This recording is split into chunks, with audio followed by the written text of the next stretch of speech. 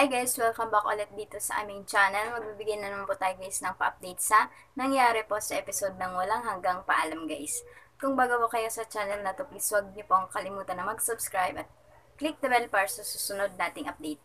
Ito na nga ang mga nangyari nga guys na eto ngang si Sam at si Kaloy nga guys ay nagtatalo na naman ito guys. Dahil sinabi nga ni Sam na eto, ni-research nga niya etong kung ano nga yung pinanggalingan neto ni Kaloy guys at marami nga siyang nalaman tungkol dito kay Kaloy. Neto daw ngang si Kaloy may apat nga daw siyang kapatid at eto guys sinabi nga ni Kaloy dito kay Sam na na-research ba din daw ni Sam nga guys kung ano etong si Kaloy dati guys nung siya ay nag-aaral pa guys kung ilang awards daw nga nung natanggap neto ni Kaloy guys. At eto nagmamayabang nga itong si Kaloy dito kay Sam. Ulit ito guys, sinabi nga ni Sam na meron daw nga siyang nalaman din tungkol dito kay Kaloy dahil marami daw nga itong offenses guys. Nasangkot din daw nga ito sa robbery, kidnapping at iba pang mga illegal na gawain guys. At sinabi nga ni Kaloy na totoo daw nga yung nalaman nito ni Sam guys. Ngunit ang lahat ng yun nga daw guys ay nakaraan na daw guys at nagbabago na nga daw siya. At ito guys, sinabi nga ni Sam na yung daw nga guys, dahil ito nga daw si Kaloy ay hindi daw nga pwede na sumama sa kanila dahil yun daw nga yung pinagdaanan nito ni Kaloy guys at ayaw nga nila na malagay pa nga daw sa panganib din itong kanilang mission nga guys sa pagkuha dito kay Robby dahil din daw dito kay Kaloy. Ngunit ito guys, gusto nga talaga ni Kaloy na sumama dito kina Sam kaya nagtatalo nga itong dalawa guys. At eto guys, dumating itong si Eman at sinabi nga sa kanilang dalawa na alam na daw nga niya kung saan nga itong si Robby nga guys. Eto naman nga si Mang Nick nga guys ay kausap nga itong si Bernie. At sinabi nga ni Bernie dito kay Mang Nick nga guys na sinend na daw nga niya yung video ni Eman nga guys nung nananawagan nga ito sa TV station dito kay Celine.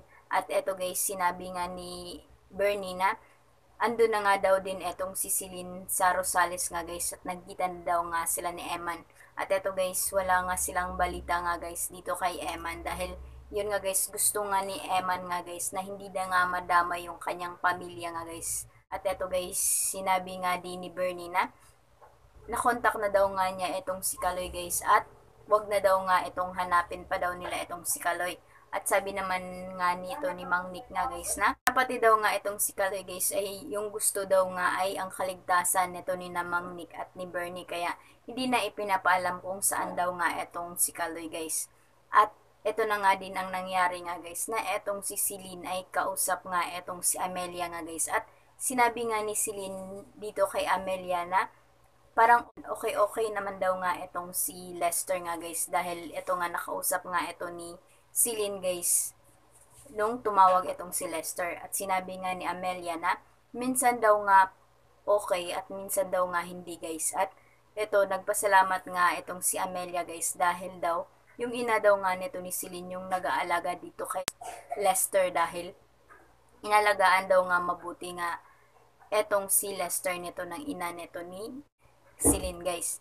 At ito ay sinabi nga din ni Amelia dito kay Celine na tawagan daw nga ni Celine etong si Anton agad guys dahil yung nangyari daw sa kanila ay wag daw nga itong patagalin yung hindi pagkakaintindihan nilang dalawa guys.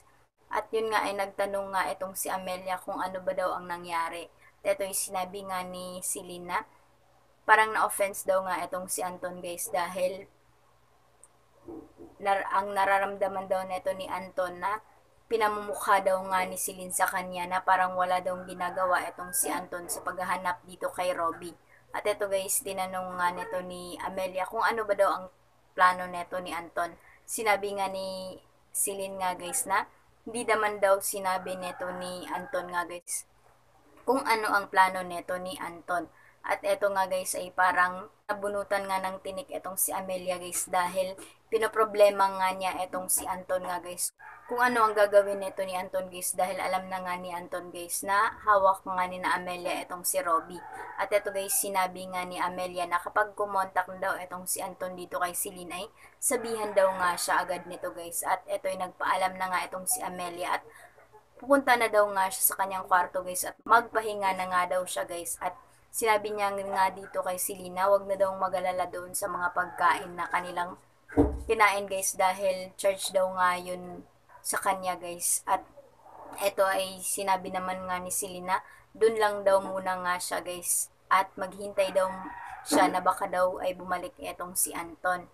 Samantala, eto namang ang si Sonia guys ay kausap na nga itong si Eman nga guys sa cellphone at yun nga ay sinabi nga ni Sonia na i-text nga daw niya yung location kung saan sila magkikita nito ni Eman nga guys at eto ay sinabi nga nito ni Eman na nasaan nga daw yung kanyang anak nga guys at bakit daw hawak daw nga nito ng kanyang kausap etong si Robbie. At eto guys sabi nga ni Sonia na wala na daw nga ang oras nga guys. At sinabi nga ni Eman nga guys na wag daw ngang sasaktan yung kanyang anak guys. Ngunit binaba na nga ito ni Sonia nga guys. At yun nga ay eto pagkatapos nga ng usapan ni Sonia at Eman guys ay sinabi nga ni Sam dito kay Eman na sinend na daw nga ni Sam yung location sa cellphone nito ni Eman guys. At yun nga ay naghahanda na nga sila para umalis guys. At sinabi nga ni Sam dito kay Kaloy na marunong ba daw siyang gumamit ng baril nga guys. At yun nga ay sinabi nga ni Kaloy na nakapatay nga daw nga siya guys at alam daw nga niya kung paano daw gamitin yung baril. Ngunit sinabi nga ni Eman na wag na daw nga silang sumama dahil si Eman lang daw nga mag-isa pupunta dahil ayaw nga niya na may mapahamak nga daw guys. At ngunit eto guys walang magawa itong si Eman dahil sasama nga itong dalawa. Ngunit yun nga guys ay papaalis na nga sana sila ay dumating etong si Celine at sinabi nga na nalaman na ba daw nga nila kung saan na nga daw etong si Robbie guys. Yun nga ay pinakita nga ni Eman yung video na ipinadala nga nito ni Sonia sa kanila guys dito kay Celine. At eto guys sinabi nga ni Celine na papaalis na nga daw sila guys at kukunin na nga daw nila itong si Robbie. Ayaw nga nito ni Eman na sumama itong si Celine guys. At sinabi nga ni Sam dito kay Kaloy na samahan na daw nga ni Kaloy itong si Celine nga guys. At sila na daw nga nito ni Eman yung kukuha dito kay Robbie. Ngunit eto guys nagtanong nga itong si Celine kung sino daw nga itong si Sam.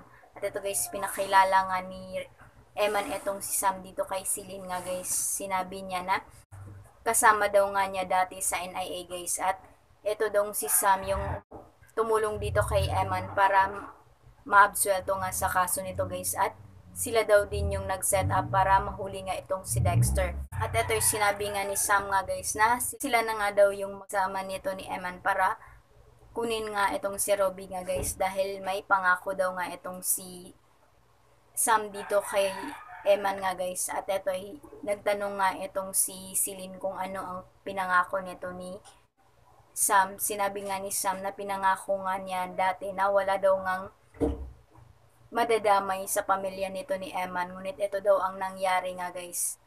Na ginamit nga daw itong anak ni na Eman nga guys. At nabanggit na din ni Sam yung tungkol sa sindikato. At ito guys, ay nagtanong nga itong si Celine kung ano ba daw yung tungkol sa sindikato nga guys. Ngunit ito nga, wala na nga silang oras nga guys. At yun nga ay sinabi nga nito ni Celine na malis na nga daw sila guys. At ito wala nga magawa itong si Eman kundi isama nga itong tatlo sa kanya guys. Nagpatakbo nga itong si Eman ng kanyang sasakyan nga guys. At sinabi nga nito ni Kaloy na driver ba nga daw ng ambulansya nga itong si Eman. At ito guys, sinabi nga nito ni Eman na nagmamadali nga daw sila para daw nga guys ay maabutan nga daw nila itong si Robbie. At samantala ito nga si Anton nga guys ay pinuntahan nga itong hideout ni na Franco nga guys. At sinalubong nga siya nito ni Franco guys. At ito ay tinanong nga siya nito ni Franco kung ano ang ginagawa niya doon.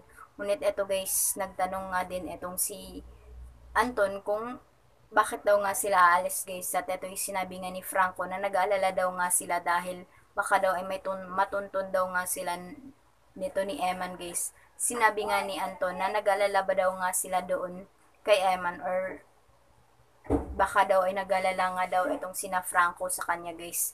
At yun nga ay ito sinabi nga ni Anton nga guys na gusto daw nga siyang makasiguro nga guys. Gusto niyang makita nga itong si Robby nga guys, at gusto nga daw niya na wala daw ngang aberya tungkol dito kay Robby. At eto nga guys, sinabi nga nito ni Franco na magkikita daw nga sila doon sa likod nga guys para makita daw nga itong si Robby doon. Ngunit yun nga guys ay ito namang si Robby ay pinuntahan nga ito ni Sonia nga guys, at ito nga ay kukunin na nga sana ito ni Sonia itong si Robby kasama yung kanyang asawa nga guys. Ngunit pumunta doon yung tauhan nito ni Franco guys at sinabi na siya na daw yung magdadala kay Robby guys. Ngunit yun nga ay ito sinabi nga ni Sonia na sila na daw ang bahala nga guys na magdala dito kay Robby, dahil yun nga guys ayaw daw nga nila nasaktan nga itong si Robby. At eto guys, sumisigaw kasi itong si Robby, kaya sinabi nga nito ni Sonia na sila daw nga yung magdadala Robby guys, dahil utos nga daw yun ng kanilang boss. Ito nga guys, nung andun na nga sa likod itong si Anton nga guys ay hindi nga niya nakita itong si Franco doon, at tinawagan naman nga niya ito guys, at ito yung sinabi nga ni Franco na maghintay lang daw nga itong si Anton. At yun nga guys ay dumating nga yung tauhan nito ni Franco guys, at ito hinanap nga ni Franco itong si Robby guys, at sinabi nga nung tauhan nito ni Franco na sina Sonia na daw yung magdadala dito kay Robby guys. At yun nga ay narinig nga ito ni Anton sa kabilang linya nga guys, at yun nga ay nagduda na nga itong si Anton na baka itatakas nga daw nito ni na Sonia itong si Robby. At ito nga guys, nakita nga ito ni Anton guys na itong si Robby ay dinala na nga ni na Sonia at nung kanyang asawa nga guys sakay nung isang van nga guys. At doon nga nung nakaalis na nga yung van ay agad nga sinundan nga ito ni Anton nga guys. Ito namang sina Franco doon sa hideout ay hinahanap pa rin itong sina Sonia nga doon guys. At yun nga inalaman nga nila na itinakas nga ni na Sonia itong si Robby nga guys, at sumunod naman sila guys sa paghahanap dito kay na Sonia. At ito na nga ding sina Eman nga guys ay papunta na nga din doon kung saan yung location na sinabi nito ni Sonia nga guys. At ito yung sinabi nga ni Emma na siya lang daw yung bababa nga guys. Ngunit sinabi nga ni Selena sila daw ngang dalawa yung kukuha dito kay Robby nga guys. At doon nga guys ay ito huminto na yung sasakyan nito ni na Sonia nga guys, at andun na itong si Robby nga guys nakapwesto na doon sa loob ng van. At ito guys, tinanong nga ni Robby itong si Sonia kung ano ang ginagawa nga nila doon guys. At sinabi nga ni Sonia nga guys na ibabalik na nga daw siya sa kanyang mga magulang. At ito ay ayaw nga maniwala nito ni Robby guys, at pinapromise nga niya itong si Sonia na totoo ba daw nga yung sinasabi nito. At sinabi nga ni Sonia na promise nga daw, at ito tumahimik lang daw nga itong si Robby doon nga guys, baka iba daw nga yung isip nga niya guys. At eto guys, natagalan nga sa pagdating itong sina Eman nga doon guys, at doon ay ang andon nga guys ay etong si Anton guys. At eto guys, nagtatago nga etong si Anton nga doon, at tiningnan lang nga niya guys kung ano ang mangyayari. Ngunit eto guys, hindi pa rin nakarating nga etong sina Eman guys. At eto, binaril nga ni Anton nga etong si Sonia nga guys habang nakatayo nga doon. At ito ay bumulagta nga itong si Sonia nga guys. At nung nakita nga ito ng kanyang asawa nga guys ay ito nakarating na nga din itong sina Eman doon, at sina Eman nga yung pinagbabaril ng asawa nito ni Sonia. Yun nga guys ay etong si Emma naman ay sinabi nga niya dito kay Sam na humingi daw ng backup nga itong si Sam.